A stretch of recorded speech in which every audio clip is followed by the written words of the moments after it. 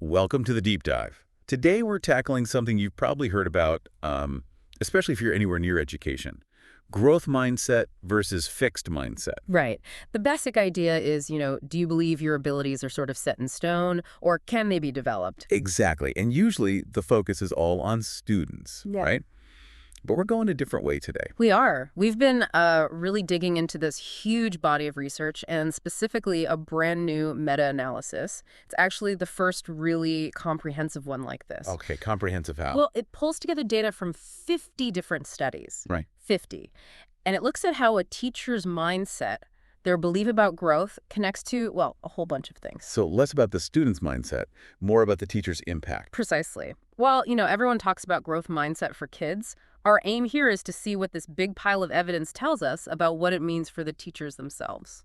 All right, let's unpack this meta-analysis then. It's from the Educational Psychology Review, you said. That was the one. And it looked at, what, 3 main areas? Yeah, basically 3 categories. First, teacher outcomes, things like their own motivation, their self-belief, even their performance on, say, knowledge tests. Okay, teacher outcomes. What else? Second, their instructional practices, so how they actually teach. Specifically, the kind of goal structures they set up in the classroom.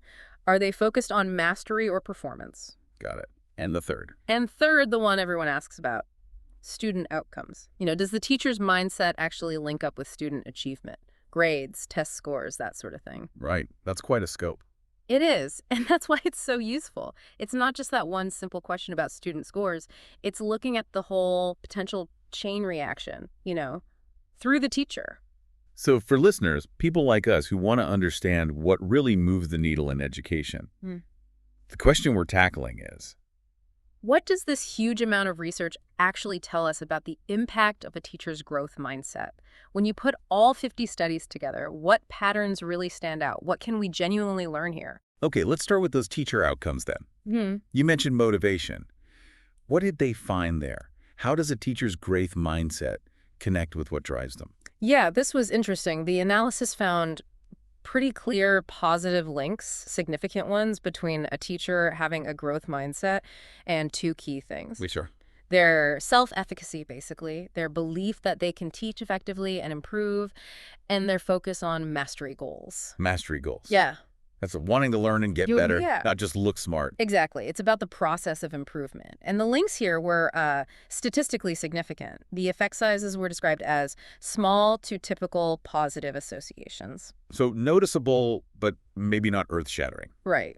A definite pattern across the studies, but variation exists. That makes intuitive sense, though, doesn't it? If you believe abilities grow, then you'd likely believe you can grow as a teacher. That's the self-efficacy. Right. And focusing on learning and improving the mastery goal just seems to fit perfectly with that whole growth philosophy. Yeah. It aligns really well theoretically. Now, what's also interesting is what they didn't find strong links with. Oh, go on.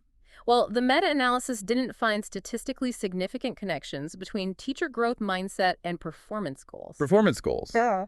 So that's wanting to look good or avoid looking bad. Exactly. Performance approach is wanting to appear competent, and performance avoidance is trying not to look incompetent.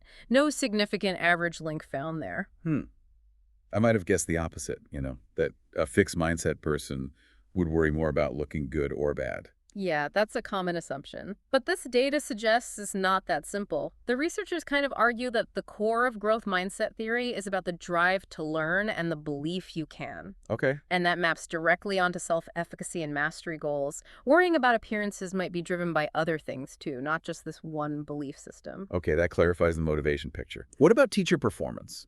Did believing in growth actually mean teachers scored better on, say, tests of their own knowledge? This is a big one. And the answer, based on this meta-analysis, was no. No significant link. No statistically significant relationship on average between a teacher's growth mindset and how they performed on achievement tests. These were mostly tests of their subject knowledge or pedagogical knowledge. Wow. So a teacher deeply believing abilities can grow doesn't necessarily score higher on a history test, for example, than one with a more fixed view. That's what the average across these studies indicates. They even looked for indirect links, like maybe growth mindset boosts self-regulation or self-efficacy, which then boosts test scores. Yeah. But those mediating paths weren't strongly supported by the overall data either. That feels a bit counterintuitive. You'd imagine a growth mindset might lead to more studying, more effort. You might think so. Yeah. But maybe those tests don't capture everything, or perhaps the link is just weaker than assumed, or it shows up in different ways. Like how they apply the knowledge, maybe. Right. Not just the score itself. Perhaps. Effective teaching is obviously super complex. Subject knowledge is vital, sure, but it's only one part. How a teacher uses that knowledge, adapts, keeps learning, maybe mindset influences that more directly than a test score at one point in time. That's a fair point. Yeah. Okay, so let's pivot to the classroom itself. Instructional practices. You mentioned goal structures. Yeah, classroom goal structures. This is basically about the signals teachers send. Does the classroom vibe emphasize learning, effort, and improvement?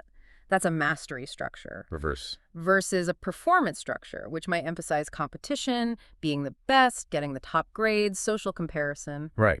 And what did the meta-analysis find here? It found a statistically significant positive association between teachers' growth mindset and their use of mastery goal structures. Okay, so teachers who believe in growth are, on average, more likely to create that learning-focused environment. Seems so. The effect size was small but significant. It fits the theory, right? If you believe learning is possible, you create conditions for it. And what about performance structures? Did growth mindset teachers actively avoid those?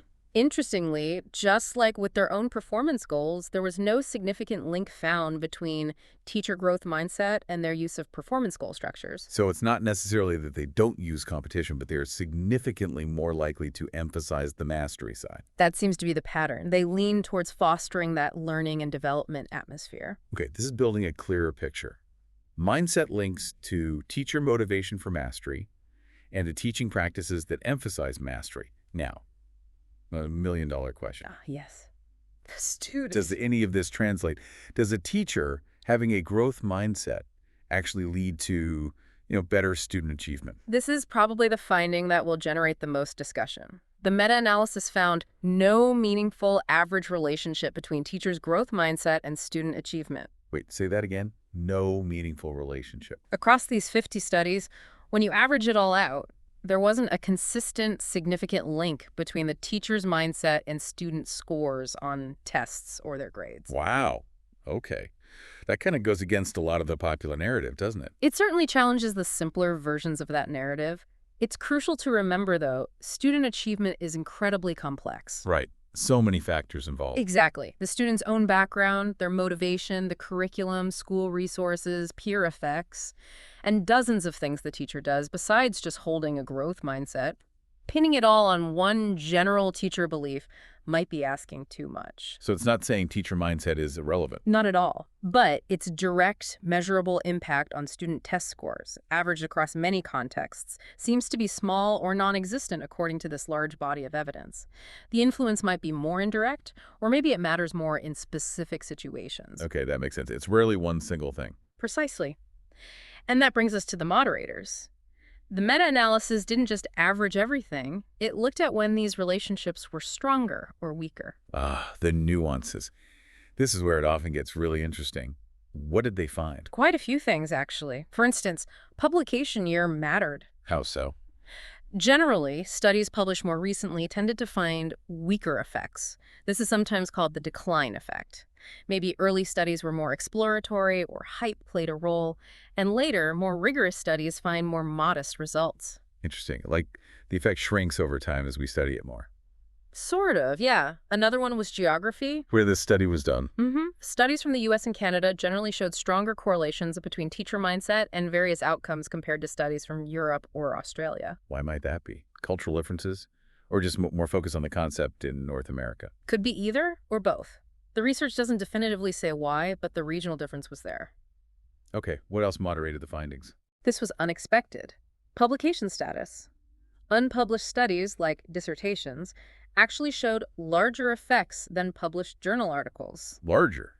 Usually you worry about publication bias the other way, only positive results getting published. Right. This might suggest a kind of reverse publication bias here, where maybe studies finding smaller or null effects related to this popular concept were less likely to make it into journals. It's a bit puzzling. Definitely something to chew on.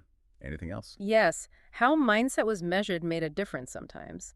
Was it treated as one scale from fixed to growth? Or just focusing on growth beliefs? Also, Who is the mindset about? What do you mean? Did the questions ask the teacher about their own potential? Can you improve? About students? Can students learn? Or just about people in general? This mattered for certain outcomes. Wow, okay. The details of the questions are critical. Very much so.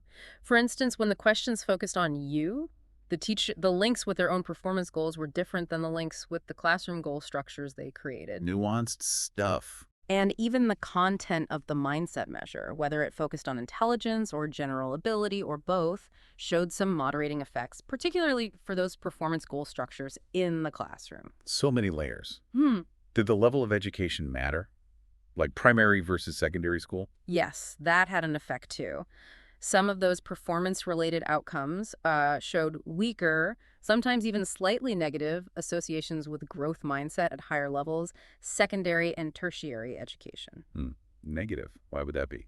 Hard to say for sure from this data. Maybe the pressures are different. Also, interestingly, the link between a teacher's growth mindset and their own test performance was stronger for pre-service teachers, those still in training. Ah, okay, that makes some sense. They're still actively in a student role themselves in many ways. Could be. And one last big one, study quality. Did better studies find different results? For some things, yes. Higher quality studies, methodologically speaking, actually showed a negative correlation between growth mindset and teacher test performance. Negative again, wow. But they also showed a stronger positive correlation between growth mindset and creating those mastery goal structures in the classroom. So the most rigorous research points away from a direct link to teacher test scores, but reinforces the link to creating a mastery-focused classroom.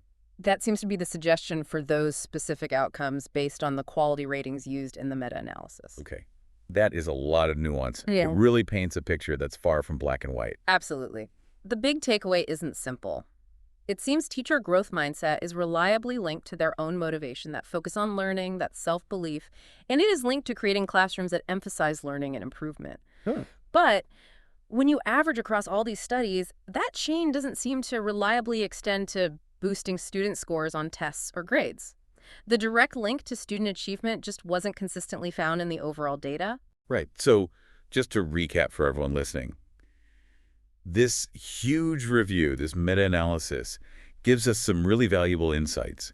Teacher growth mindset connects to their own learning drive and how they set up their class for learning. That seems pretty clear. Yeah, those links seem robust. But the idea that just having a growth mindset teacher automatically means students do better academically, well, that link looks much weaker or non-existent on average once you combine all this research. That's the main finding regarding student achievement, yes. And we absolutely have to remember all those moderators, when the study was done, where, how things were measured, study quality.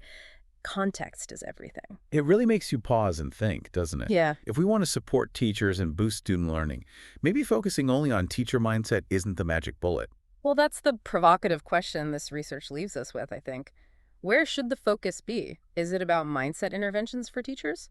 Or specific instructional strategies they use? Or broader school culture things? Or maybe focusing intervention efforts directly on the students' mindsets? Or how all those things interact. Exactly. It's complex. This deep dive shows us that belief matters for the teacher's own orientation, but translating that into measurable student gains might require more specific actions or conditions. It definitely gives us food for thought. It certainly does. A really fascinating look at the evidence. Yeah. If you want to explore this further, the original meta-analysis in Educational Psychology Review is the place to go. Loads more detail in there. Definitely worth a read if you're into this stuff. Thanks for joining us for this deep dive.